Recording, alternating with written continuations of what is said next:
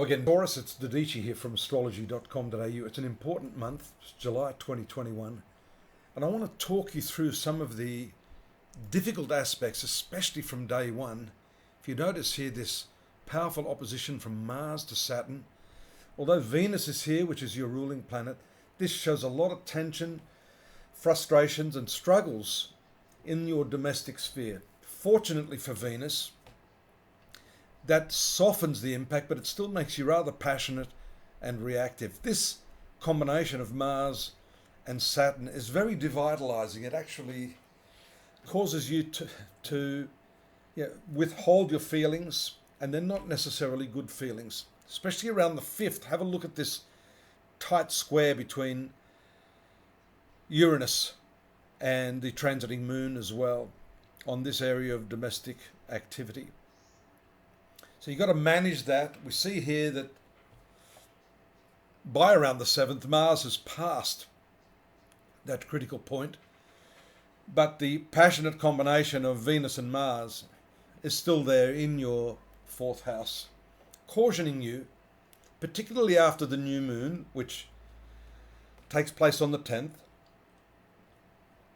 You see it there occurring in your 3rd house of communications, and then quickly moving into that 4th house where all of these frustrations have been occurring. Now the new moon shows the capacity to turn over a new leaf and to deal with the difficulties on the home front. You have to change your perspective to do that. You can't get stuck in a rut. And that is, as I've said in the past, as many astrologers have said in the past, one of the key challenges for those of you born under the sign of the bull.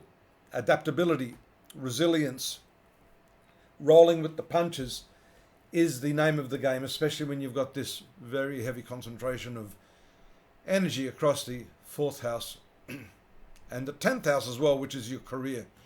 Notice Mercury, the finance planet, moving into this 3rd house, being squared for a while there on the 17th, which has to do with your finances and contracts, workplace agreements, that sort of thing. That may be a challenge. It's a superior position as the moon is moving into its brightness. We see that here after the middle of the month, as it moves past its full moon phase, up here through your relationship sector. A couple of other important transits that I should have mentioned was your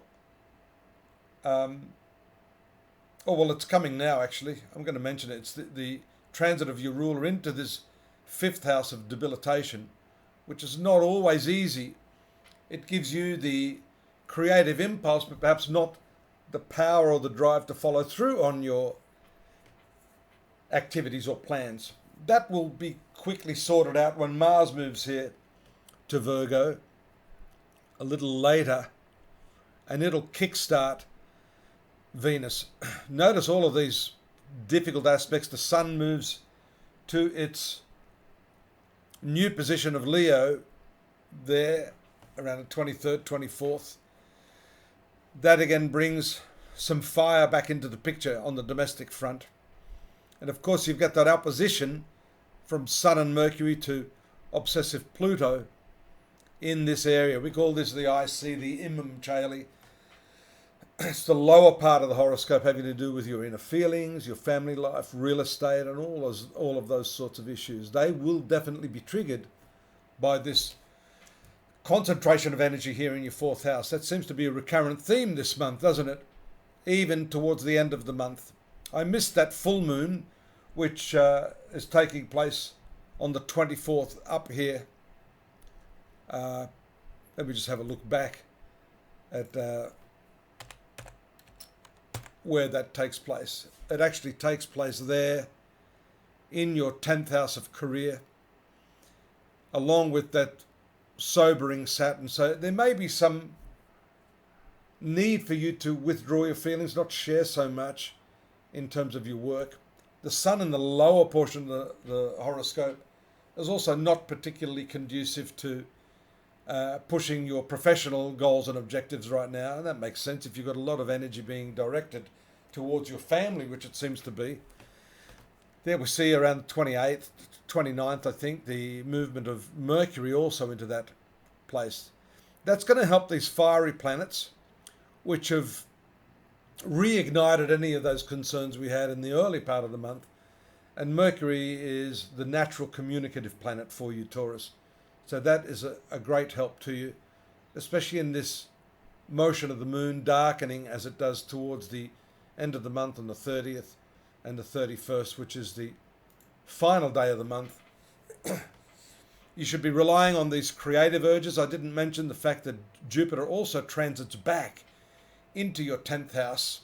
We saw all the tension you had there from day one with Mars opposing Saturn from your domestic sphere, but that by reflex is going to impact this 10th house of profession, excuse me.